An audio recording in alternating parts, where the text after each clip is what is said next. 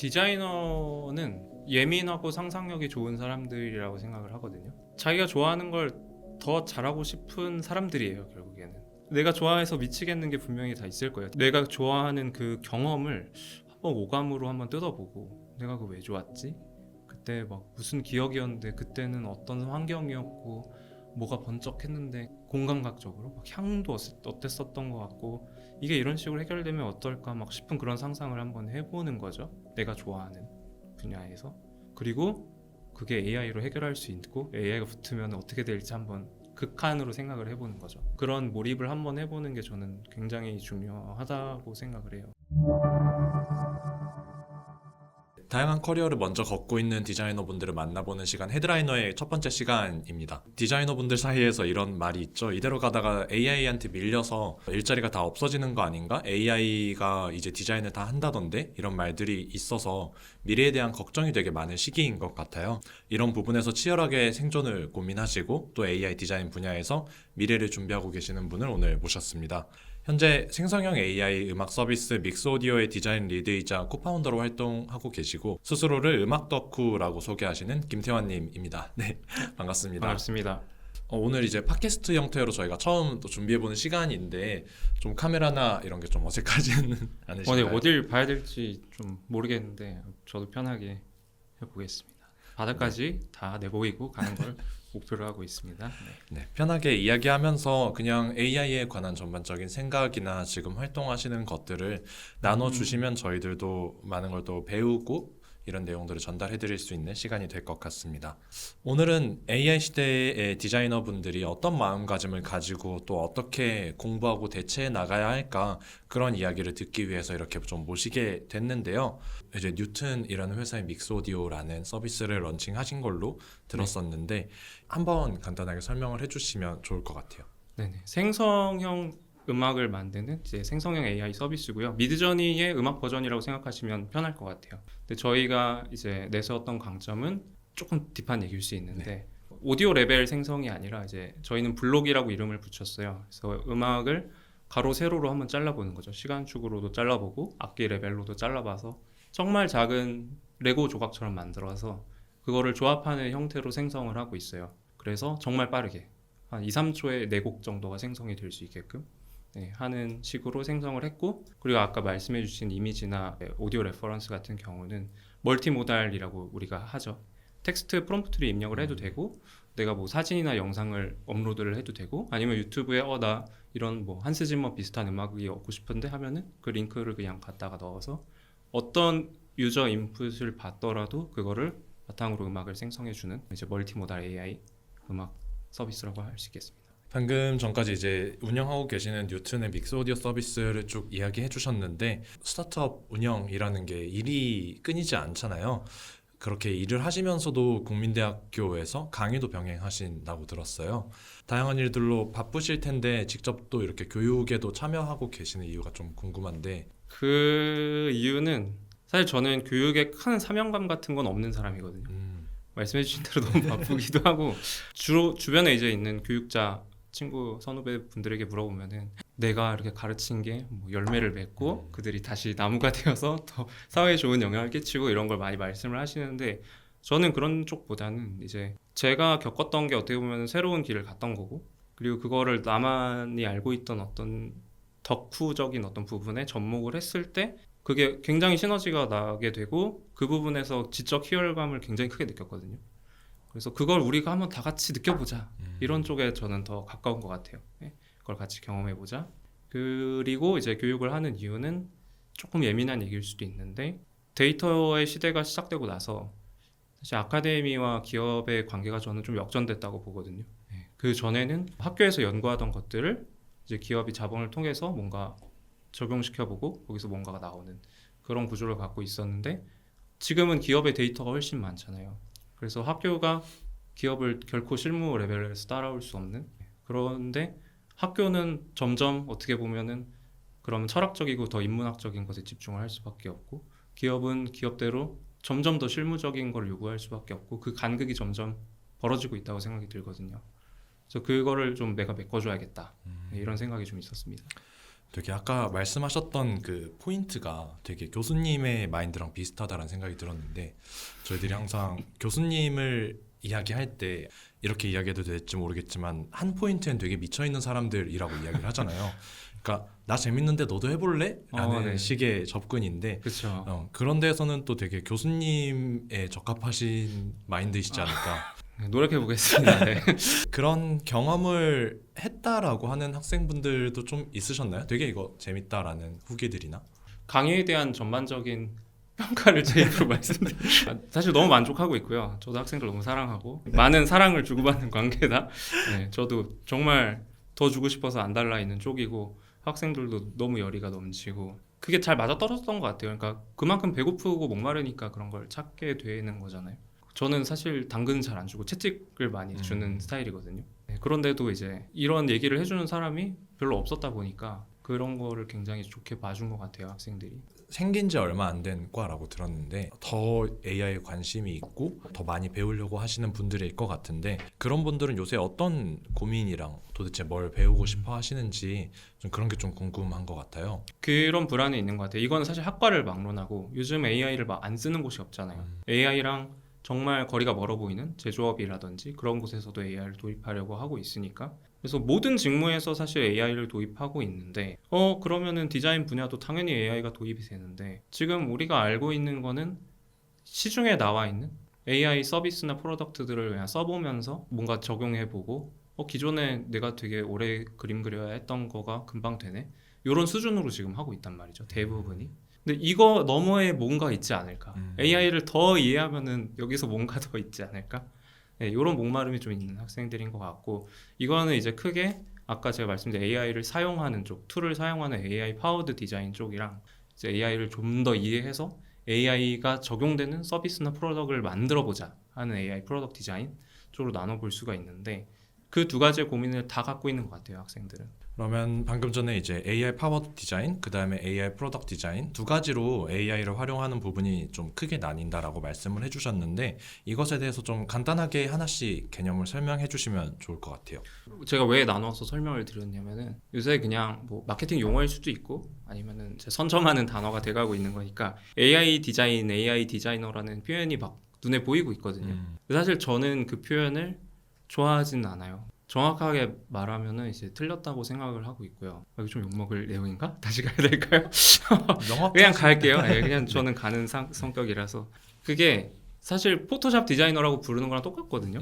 보통 이런 식이죠. 프롬프트 쳐서 챗GPT에 일단 물어봐서 제 기획을 되게 앞당겼고 그리고 미드저니를 사용해가지고 제가 포토샵에서 그려야 될 거를 굉장히 빨리 그릴 수 있게 되었고 그래서 프로토타이핑 일주일 걸리던 거를 뭐 하루 이틀만 해냈습니다. 이거는 사실 그냥 툴의 발전이잖아요. 그럼 누구나 사실 쓸 수 있는 거고 그럼 그냥 기획자나 뭐 다른 포지션에 있는 분들도 개발자분들도 사실 나 SF 덕후인데 내가 아는 거 그냥 미드저니에 쳐볼까 하면은 훨씬 훌륭한 것들이 많이 나오거든요. 그래서 이거는 좀 나눠야겠다. 그러니까 AI 툴을 잘 사용하는 거를 그걸 싫어하는 게 아니라 AI 툴을 당연히 잘 사용해야 되죠. 그게 생산성과 효율성을 엄청 올려주니까. 하지만 그 너머도 이제 봐야 된다라는 입장이고 그럼 AI를 실제로 이해하고 그걸 적용하는 서비스를 만드는 사람들도 분명히 있잖아요. 그러면 오픈 AI를 만든 사람도 있을 것이고 저 미드저니를 만든 사람도 있을 것인데 그거를 두 개를 나눠야겠다. AI를 잘 활용하는 쪽 이거를 제가 AI 파워드 디자인이라고 일단 명명을 해봤고요. 정확한 학계 용어는 아닙니다. 그리고 이제 프로덕트 쪽 기존에 있는 프로덕트에서 AI를 이제 적용시키는 그런 기업들이 많이 늘어나고 있죠. 기존 프로덕트를 유지한 채 AI 기능이 들어오는 프로덕트가 있을 수 있고 혹은 기존에 없었던 문제를 새로 정의하거나 발견해서 인공지능으로 풀 수 있는 그런 새로운 프로덕트가 나올 수도 있고 이런 거는 이제 다 AI 프로덕트 디자인이라고 제가 명명을 한 것이죠. 네, 감사합니다. 저도 두 가지 개념이 좀 더 명확해지는 것 같아요. 우선은 그래도 가장 화두가 되고 있는 AI 파워드 디자인에 대해서 간단하게 먼저 몇 가지 질문을 드려보려고 해요. AI 파워드 디자인이 결국 AI 툴들을 잘 활용하는 거잖아요. AI 기반 이런 툴들이 굉장히 많잖아요. 저도 인스타를 많이 본다고 생각을 하는데도 이름들을 다 못 외울 정도로 너무 많은 것 같아요. 디자이너분들은 그러면은 이런 툴들을 다 배우는 게 좋을까요? 이런 고민들을 많이 하실 것 같아서. 지금 어떤 상황이냐면은 우리가 어도비가 익숙하니까 네. 나만의 어도비 CC가 있는 상황이에요. 지금 그게 무슨 말이냐면은 포토샵도 있고 일러스트레이터도 있고 혹은 거기에 있지 않은 뭔가가 있을 수 있어요. 만약에 내가 브랜딩과 마케팅을 같이 하는 사람이다. 내 업무에 효율 최적화할 수 있는 어떤 파이프라인이 있겠죠. 그렇죠? 그럼 그거에 최적화해서 할 수 쓸 수 있는 또 툴들이 있는 거죠. 근데 나는 2D 말고 3D도 다루는데 그러면 뭔가 AI 관련된 3D 플러그인이라든지 AI를 3D로 뭔가 뽑아주는 또 그런 서비스라든지 이런 게 한 달에 4-5개씩 나와요. 지금. 그래서 내가 뭐 브랜드 디자이너다, 마케팅 쪽 하는 디자이너다, UX UI 디자이너다, 그래픽 디자이너다 전혀 상관이 없어요. 그냥 내가 하고 있는 일을 훨씬 더 잘 최적화하고 효율화하고 혹은 더 많은 효과를 일으킬 수 있는 그런 툴을 자기가 찾아서 사실 쓰면 되거든요. 그래서 다 배울 필요도 없고 그러면 이제 질문이 되게 중요해지죠. 나는 뭘 잘해야 되지? 나는 뭘 잘해야 되는 디자이너지? 그거는 각자가 대답을 해야겠죠. 네. 네. 저 같은 경우는 음악도 다루니까 음악 관련된 툴도 많이 쓰고 있고요. 개발도 해야 되니까 개발자랑 커뮤니케이션하고 실제로 직접 개발을 하기도 하고 간단한 것들은 그래서 개발 관련된 AI 툴 그리고 디자인 관련된 AI 툴, 웹 빌더 관련된 AI 툴 이렇게 쓰고 있어요. 물론 챗GPT 포함해서요. 네. 네, 결국 AI 발전하면서 굉장히 다양한 도구들이 나오고 있고 그 도구들을 내가 써야 되는 목적에 맞게 잘 고를 수 있는 능력, 그 다음에 내가 뭘 잘하고 싶은지 확실하게 목표를 설정하는 게 중요한 것 같긴 합니다. 사실 새로운 툴이나 이런 기술 트렌드들이 계속 등장하잖아요. 이런 상황에서 디자이너분들이 좀 빠르게 적응하고 배울 수 있는 방법 같은 게 좀 있을까요? 그런 채널을 저도 계속 보려고 노력하고요. 그걸 잘 정리해 주시는 분들이 항상 있잖아요. 그렇죠. 그렇죠? 근데 그거 봐도 너무 많긴 해요. 그러니까 요새 너무 빨리 나오고 빨리 없어지긴 하거든요. 그럼 아까 제가 말씀드린 것처럼 나만의 최적의 그게 결과물이 뭐지? 내가 결국 완성해야 될 가장 좋은 건 뭐지? 이걸 빨리 하는 방법은 뭐지? 심지어 저는 챗GPT한테 이걸 물어봐요. 예를 들어 최근에 굉장히 빠르게 웹페이지를 하나를 빌드해야 되는 일이 있었는데 다이나믹한 UI를 가졌어야 되고 그리고 백엔드와의 인터랙션이 굉장히 빨랐어야 됐어요. 그래서 어떻게 하면 좋지? 그래 개발자야 너도 한번 방법을 찾아봐. 나도 한번 찾아볼게. 우리 이틀 후에 만나자. 그래서 미팅 해보고 좋으면 이걸로 결정해서 또 스터디하고 이러면 한 일주일이 날아갔겠죠. 근데 이거를 우리가 같은 방에 모여서 챗GPT한테 물어봤어요. 자 우리 여기 디자이너랑 개발자 같이 앉아있어. 이제 우리 같이 문제를 푸는 거야. 그래서 나는 내가 물어보고 싶은 거 물어보고 개발자는 개발자가 물어보고 같은 문제에 대해서 바라보는 관점이 다르잖아요. 그거에 대해서 2가지 대답을 요구를 하는 거예요. 네. 그렇게 한 질문을 8번 정도를 챗GPT가 왔다 갔다 하니까 결론이 나왔어요. 3가지 중에 선택해서 하시면 됩니다. 근데 그 3가지는 디자이너가 만족할 만한 기준과 개발자가 만족할 만한 기준을 모두 포함하고 있었고 그거를 표로 딱 정리해서 보여주고 여기서 당신들이 이제 선택하십시오. 이게 되게 줄여주는 거잖아요. 커뮤니케이션 리소스를. 이런 세상에 살고 있습니다 지금. 네. AI 프로덕트 디자인이라는 건 AI 프로덕트를 디자인하는 서비스 디자인이라고 생각이 드는데요. AI 프로덕트 디자이너가 되려면 AI에 대한 기본적인 이해가 있어야 되잖아요. 국내 서비스로 쉽게 예를 들면 뭐 리튼이나 아니면 뭐 산타토익 이런 데처럼 내가 거기에 디자이너로 일을 해. 기본적으로 AI가 작동하는 방식을 알아야 될 것 같은데 어느 정도까지 도대체 알아야 되는 걸까요? AI에 대한 지식을. 네, 이거는 그 조직의 특성마다 다를 것 같아요. 제가 듣기로는 뭐 업스테이지나 좀 요즘 핫한 AI 기업들에서는 직무를 막론하고 AI 교육이 굉장히 잘 이루어지고 있다고 들었고 근데 이제 아쉽게도 디자이너분들이 많이 보고 계실 테니까 딥러닝을 이해하려면 사실 수학을 잘해야 되는 게 맞긴 해요. 그러니까 코딩이랑은 관련이 전혀 없죠. 여러분들은 코딩 하실 필요 전혀 없고요. 어차피 다 코딩하는 사람이 따로 있고 하지만 AI를 내가 좀 더 깊게 이해하고 싶다? 어떻게 보면 딥러닝의 원리부터 이해를 차근차근 한번 해봐야 되는데 그거를 잘 이해하려면은 사실 수학을 어느 정도는 해야 근데 여기서 제가 말하는 어느 정도가 뭐 한 중학교 고등학교 레벨의 수학을 얘기하는 거거든요. 그 개념 문제 푸는 수준도 아니고 개념을 이해하는 수준으로. 그래서 그것까지만 허들을 넘을 수 있으면은 얼마든지 지금 나오는 AI 논문을 읽는데도 문제가 없는 수준으로 공부를 하실 수가 있다. 중학교 수준이면 좀 오래되긴 했는데 물론 제 지금 발언을 개발자분들은 반대하실 거예요. 네, 하지만 저는 희망을 사실 고등학교만 더 좋고요. 네. 수준은 그 정도일지라도 지금 사람들은 또 어떻게 공부를 시작할 수 있을지 이런 의문들이 있습니다. 어떤 식으로 좀 공부를 시작할 수 있을까요? 제가 학생들에게 이렇게 추천하는 유튜브들이 있어요. 좀 어려운 이제 인공지능 원리 같은 것들을 시각적으로 잘 풀어낸 어떤 3D 동영상이라든지 네, 그런 것들은 이해하는 데 굉장히 도움이 되거든요. 그리고 제가 아까 중학교 수학이라고 말씀드린 이유는 가장 작은 단위 하나, 우리가 이제 뉴런을 본따서 만들어서 딥러닝을 하는데 그게 실제로 1차 방정식부터 시작을 하기 때문이에요. 네. 그래서 1차 방정식 이제 중학교 때 나오니까 말씀을 드린 거고, 그렇다고 지금 뭐 수학책을 펼쳐서 공부하실 필요는 당연히 전혀 없고요. 예. 지금 그냥 유튜브에만 쳐도 너무 이해하기 좋은 영상들이 많이 있을 거고, 거꾸로 가셔야 될 것 같아요. 그러니까 딥러닝이 뭐야? 라고 했더니 딥러닝은 머신러닝의 한 종류래. 그럼 머신러닝은 뭐야? 막 너무 할 게 많아지잖아요. 그러니까 그렇죠. 그렇게 하지 말고, 와 이거 서비스 추천 시스템 되게 좋네. 어떻게 된 거지? 이 추천 시스템에 AI가 들어갔대. 그럼 무슨 AI지? 한 이런 식으로 거꾸로 들어갔을 때 요거는 이런 딥러닝 모델을 썼대. 그럼 거기서부터 이제 선택이죠. 내가 이걸 이해할 것인가 말 것인가. 이걸 이해하는 게 내가 하는 기획이나 이런 거에 더 도움이 될 것 같으면은 더 찾아서 공부하시면 되고요. 아니면은 거기까지만 이해해도 저는 충분히 훌륭하다고 생각을 하고요. 저희들 이제 AI 프로덕트 디자인 쪽으로 계속 이야기를 이어나가고 있는데, 이런 AI 프로덕트 디자인 강의를 진행을 하시면서 검색, 추천, 생성 시스템을 좀 중요하게 다루신다고 들었었어요. 혹시 어떤 것 때문에 이 세 가지가 좀 주로 다루게 될까요? 그 이유는 이제 검색, 생성, 추천 이게 이제 들어가지 않은 요즘의 서비스는 거의 없는 것 같고요. 그리고 가장 화면이랑 뭔가 인터랙션이 많은 부분이기도 하고, 그래서 뭔가 새로운 걸 기획할 때 이거는 꼭 이제 알고 갔으면 좋겠다 하는 부분에서 그 세 가지를 하는 것도 있고, 조금 딥하게 이제 기술적으로 들어가면, 물론 기술적으로 옳은 얘기는 아니지만 네. 셋이 연결은 되어 있어요. 네. 검색을 잘 하려면은 뒤에 이제 추천 시스템이 또 잘 돼 있어야 되고, 추천을 잘 하다 보면은 그 데이터가 쌓이면 결국 생성도 잘하게 되거든요. 그래서 다 연결이 되어 있어서 그렇게 한 방에 이해를 시키기 위해서 진행을 하는 편입니다. 이런 것들을 설계하는 디자이너가 되기 위해서 디자이너가 꼭 알아야 될 것들, 고려해야 될 요소들이 좀 있을 것 같아요. 기본 프로덕트에 비해서는. 네네. 어떤 것들이 있을지 소개를 해주시면 좋을 것 같아요. 기존에는 UX UI 쪽으로 일단 말씀을 드리면은 사용자 중심 방법론 같은 게 굉장히 강조가 됐었죠. 그게 여전히 중요하고요.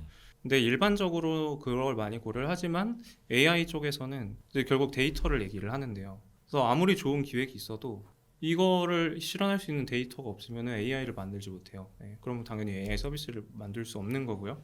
그러면 이런 질문을 이제 해야겠죠. 이런 서비스를 만들고 싶은데 지금 우리가 가진 데이터가 뭐지? 혹은 우리가 지금 없는 게 뭐지? 다른 데서 가져올 수 있는 게 뭐지?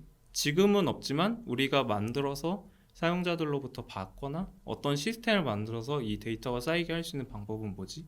그 후에는 이제 만들어진다고 가정을 했을 때 이게 데이터가 결국에는 쌓이게 될 텐데 더 좋은 프로젝트가 되려면은 이제 어떤 데이터를 또 쌓아야 되지? 데이터가 커질수록 성능이 좋아져야 좋은 프로덕이지, 그거랑 전혀 상관이 없으면은 좋은 설계라고 볼 수 없겠죠. 그렇죠?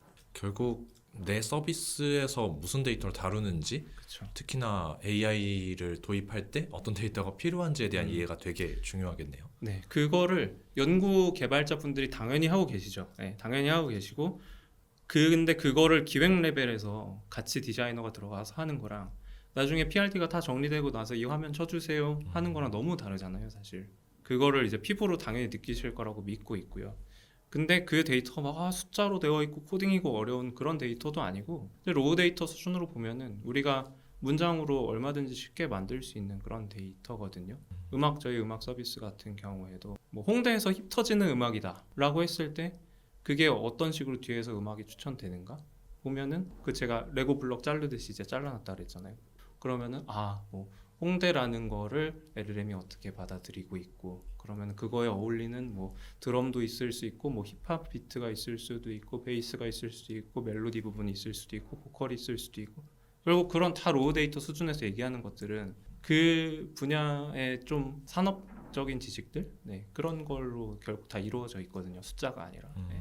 그래서 그런 거를 공부를 하고 이해를 해야 되는데, 그러려면은 그 분야에 대한 당연히 관심, 좋아하는 정도, 덕력 이런 게 필요하게 되는 거죠. 약간 AI 프로덕트 디자이너가 가져야 될 역량에 대해서 좀 더 궁금해지는 것 같은데 방금 말씀해주신 그런 도메인에 대한 이해나 관심도 그리고 데이터에 대한 기본적인 이해 정도가 우선은 말씀해주신 것 같고 뭐 추가적으로 지금 뉴튼에서 만약 프로덕트 디자이너로 추가로 뽑는다 좀 구체적으로 원하는 역량이나 가져야 될 역량이 나올 것 같아요. 그렇게 재밌네요. 생각했을 때 이런 사람이면 좋겠다, 이런 역량을 좀 기른 사람이면 좋겠다 싶은 게 있을까요? 제가 파워드 디자인을 1번으로 아까 말씀을 드렸잖아요. 그거를 시도조차 안 해본 사람은 저희도 상상할 수 없을 것 같아요. 왜냐하면은 뭐 가장 중요하다고 할 수는 없겠지만 계속 체크를 하고 있거든요, 동향을. 그래서 아 이런 게 새로 나왔다 하더라, 이런 걸 한번 적용해보고 그런 거에 있어서 일단 두려움이 없어야 될 것 같아요. 두려움이 없어야 될 것 같고, 그리고 당연히 어떤 깊은 도메인 지식 같은 경우는 아는 경우가 더 드물죠, 오히려. 네. 그걸 전공하거나 하지 않은 이상은. 근데 그런 거에 대해서 좀 열려 있는 분, 자동차 분야의 디자이너가 되었는데 자동차 부품이 뭐 한 3만 개라고 하는데 하나도 모르겠어, 이러면 이제 적합하지 않다고 보는 거죠. 그걸 좀 파고들 수 있는 분이어야 되고, 그러려면은 로우 데이터 수준으로 보는 거를 이제 좋아해야 되고 같이 할 수 있어야 되겠죠, 개발 연구자분들이랑. 네. 그 정도가 일단 가장 중요한 역량이라고 생각이 들고요. 그 외에는 이제 일반적으로 프로덕트 디자이너가 갖춰야 될 그런 것들을 갖추면 더 좋겠다고 할 수 있겠습니다. 근데 저도 말하고 보니까 주니어냐 시니어냐는 그렇게 중요하지 않은 것 같아요. 요즘엔 오히려 뭔가 그릿이라고 하죠. 내가 네. 이렇게 물고 끝까지 한번 가볼 수 있는, 이걸 이해하려고 한번 가볼 수 있는, 그리고 막 실험해보는 그런 정신, 그런 거는 뭐 주니어나 시니어나, 오히려 시니어들은 그런 거가 더 약할 수도 있겠다는 생각도 들고요. 한편으로는 자기가 해왔던 방식이 익숙하니까. 네. 이런 AI 프로덕트 디자인이 기존에 우리가 생각했던 프로덕트랑 또 AI를 활용하는 프로덕트랑은 UI도 좀 많이 달라질 것 같아요. GUI 자체도 차이가 많이 날 것 같은데 좀 두드러지는 특징 같은 게 있을까요? 일단 생성형 AI 서비스로 좀 한정시켜서 말씀을 드려볼게요. 아무래도 두드러지는 게 그쪽이다 보니까. 일단 LLM을 기반으로 하고 있기 때문에 정답이 있을 수가 없죠. 왜냐하면 그 정답은 사용자가 질문하기 전까지는 내가 먼저 제시할 수는 없으니까. 하지만 선제적으로 제시하는 부분이 물론 필요하고요. 어떻게 보면 해결할 수 있는, 서비스가 해결해 줄 수 있는 범위가 더 넓어졌죠. 예전에는 딱 원웨이로 여기서 이거 입력하시면은 다음 단계에서 이게 됩니다라고 내왔던 그것들이 좀 블러리해진 거죠. 그래서 이거 어떻게 보면은 기존 서비스처럼 뭔가 완전한 예측 가능성 그리고 뭔가 통제감 같은 걸 주는 게 되게 어려워요, AI 서비스는. 그래서 이제 거기서 그걸 잘 해야 되는 건데, 일단 이 프로덕이 이전에 없었던 완전히 혁신적인 경험을 제공하냐, 그걸 먼저 보고, 그렇다면은 UX 법칙 중에 하나죠. 사용자들은 기존에 쓰던 방식을 익숙해 하니까 이걸 어떻게 사용자들이 새로운 걸 받아들이고 스스로 학습을 할까, 어떻게 하면 이걸 쉽게 해줄 수 있을까 하는 그런 고민이 무조건 필요할 것 같고요. 그리고 그 나오는 결과물들도 유저가 사실은 완전히 컨트롤할 수가 없어요. 그래서 아마 챗GPT에서 치는 방식대로 미드저니에 똑같이 치면은 결과물을 다르게 얻으실 거예요. 왜냐하면 서비스마다 그 뾰족하게 된 프롬프트 엔지니어링이 다르기 때문에. 그래서 필연적으로 뭔가 유저가 이 서비스와 친해지기까지의 그런 시행착오를 거칠 수밖에 없거든요, AI 서비스는. 물론 근데 그 예측하지 못한 인사이트가 또 반전을 주면서 또 되게 좋은 아하 모먼트를 경험하게 해주기도 하거든요. 뭐 그런 거는 또 이제 챙겨야겠죠, 따로. 그래서 유저가 결국에 인풋 아웃풋을 넣으면서 내가 원하는 결과가 나오도록 프롬프트도 튜닝하고 뭔가 UI를 튜닝하는 과정을 무조건 겪게 되는데, 그 과정에서 얼만큼 이 개인에게 이 개인의 문제를 풀어줄 수 있게 최적화해 줄 것이냐, 이 러닝 커브를 얼마나 짧고 쉽게 가져갈 수 있게 온보딩을 잘 할 것이냐, 이런 것들이 굉장히 중요할 것 같습니다. 기본적으로 뭔가 고착화돼 있던, 그러니까 플로우가 일관적이었던 기존의 디자인에 비해서 되게 유연한 디자인이 나와야 되겠네요. 맞습니다. 근데 그게 마치 막 예측도 안 되고 네. 이렇게 치니까 저렇게 나오고 내가 이걸 쳤는데 이게 왜 나왔는지 모르겠고 이러면 이제 안 된다는 거죠. 그러니까 결과물이 예측 가능성이 떨어진다고 해서 유저가 겪는 그 과정도 예측 불가능하면 안 되거든요. 예를 들어서 뭔가 유저가 프롬프트를 칠 때 우리 서비스에서는 이런 식으로 너가 치면은 최상의 결과물을 얻을 수 있어, 이런 예시를 보여준다든지, 너가 지금 하려고 하는 이 목적은 비슷한 사람이 이런 식으로 달성했어, 라고 먼저 같이 보여줄 수도 있다든지 최종적으로 가장 좋은 거는 이런 건데 너 한번 이렇게 질문하는 건 어때? 라고 선제적으로 제시를 할 수도 있고요. 그런 다양한 너츠들이 쓰이고 있습니다. 네. 네, 그러면은 조금 이제 마무리 단계에 들어가는 것 같아요. 이제 AI 시대에 결국 우리는 들어왔고 앞으로 헤쳐나가는 단계에 이르렀고 디자이너 분들이라면 이런 역량은 필요하다, 이런 역량을 길렀으면 좋겠다 하는 부분들이 있으면 말씀해 주시면 좀 좋을 것 같아요. 디자이너는 저는 예민하고 상상력이 좋은 사람들이라고 생각을 하거든요. 자기가 좋아하는 걸 더 잘하고 싶은 사람들이에요, 결국에는. 그게 결국 도메인 지식으로 저는 연결이 된다고 믿거든요. 그래서 제 수업의 첫 시간도 우리가 각자 좋아하는 게 뭔지 생각해보자 해서 시작을 해요. 왜냐면은 아까 제가 말씀드렸듯이 로우 데이터 수준에서 뭘 봐야 되고 이해해야 되고 하려면은 이런 생각이 아마 드셨을 거예요. 아, 그 정도로 하려면은 그 분야에 되게 전문가여야지 그런 거 알 수 있는 거 아니야? 그러니까 그걸 좋아하는 거에서 시작해보자라는 게 제 주의거든요. 내가 좋아해서 미치겠는 게 분명히 다 있을 거예요. 그게 디자인일 수도 있고 디자인과 상관없는 것일 수도 있고 그러면은 내가 좋아하는 그 경험을 한번 오감으로 한번 뜯어보고 내가 그거 왜 좋았지? 그때 막 무슨 기억이었는데 그때는 어떤 환경이었고 뭐가 번쩍했는데 공감각적으로 막 향도 어땠었던 것 같고 이게 이런 식으로 해결되면 어떨까 막 싶은 그런 상상을 한번 해보는 거죠. 내가 좋아하는 분야에서. 그리고 그게 AI로 해결할 수 있고 AI가 붙으면 어떻게 될지 한번 극한으로 생각을 해보는 거죠. 그런 경험, 그런 몰입을 한번 해보는 게 저는 굉장히 중요하다고 생각을 해요. 근데 이거는 일하는 차원에서도 도움이 되는 얘기 같아요. 그냥 그게 없으면은 내가 오늘 야근을 하고 힘든 이유는 내가 그냥 잘 먹고 잘 살기 위해서면은 네. 이게 역설에 빠지게 모순에 빠지게 되거든요. 내가 지금 힘들어 죽겠는데 내가 잘 먹고 잘 살기 위해서 야근하는 게 무슨 소용이지? 근데 이제 저를 예시로 들면은 정말 이상한 얘기일 수도 있는데 삼체를 정말 즐겁게 봤어요. 그게 외계인이 결국엔 침공을 하는 이야기죠. 저는 베토벤 교향곡 9번을 들려주면 침공을 멈출 거라고 생각해요. 저는 음악 덕후니까 음악을 좋아하니까. 태환님의 관점에서. 네네네. 너무 이제 힘들어서 다 때려치우고 막 그러고 싶은 순간에도 음악을 들으면은 아 그래 이게 제일 중요하지. 저는 막 그런 생각이 들거든요. 이거는 그냥 제 관점인 거고. 그러니까 이런 것처럼 자기가 좋아하는 거에서 각자 정의가 있을 거예요. 그래서 그거를 계속 물어보는 거예요. 내가 이거를 위해서 지금 살고 있고 내가 나 잘 먹고 잘 살기 위해서가 아니라 내가 하는 모든 일이 음악으로 세상을 더 이롭게 하는 일이 되면 너무 아름답잖아요. 그럼 오늘 야근해도 월급을 좀 더 올리기 위해서 야근하는 게 아니라 세상을 이롭게 하기 위해서 야근을 하고 외계인의 침공을 막기 위해서 야근을 하는 게 되니까 그래서 그거를 각자 물어보셨으면 좋겠어요. 내가 되게 가슴 벅찼던 때가 언젠가 내 말초신경이 아닌 막 중추신경을 자극하는 그런 일이 무엇이었나 혹은 내가 무인도에 혼자 떨어지더라도 나는 이것만 하면 되게 행복할 것 같은데 라는 게 혹시 뭐가 있는지 그거를 한번 생각해보고 그 감각을 예민하게 다듬는 거 그게 결국 도메인 지식으로 연결이 되고 그러면 뭐 꼭 AI 프로덕트 디자이너랑은 상관없이 다 행복하고 일 잘하실 수 있을 거라고 생각을 해요. 네. 결국은 본인 좋아하는 일을 해야 또 행복하게 할 수 있고. 맞습니다. 그리고 그 확률이 높다는 거죠. 되게 가장 앞서 있는 뭔가 테크니컬한 것보다 오히려 원초적인 걸로 또 돌아가는 느낌이네요. 그쵸. 어떻게 보면은 지금 우리가 하고 있는 모든 일을 AI가 다 하게 된다고 한번 극단적으로 상상을 해보세요. 그럼 나에게 뭐가 남지? 라는 질문도 되게 좋은 질문인 것 같아요. 굉장히 저도 들으면서 다시 한번 생각해봤던 것 같아요. 내가 가장 좋았었던 건 또 뭐지? 보시는 많은 분들이 그런 고민을 한 번씩 더 해보셨으면 좋겠다는 생각이 듭니다.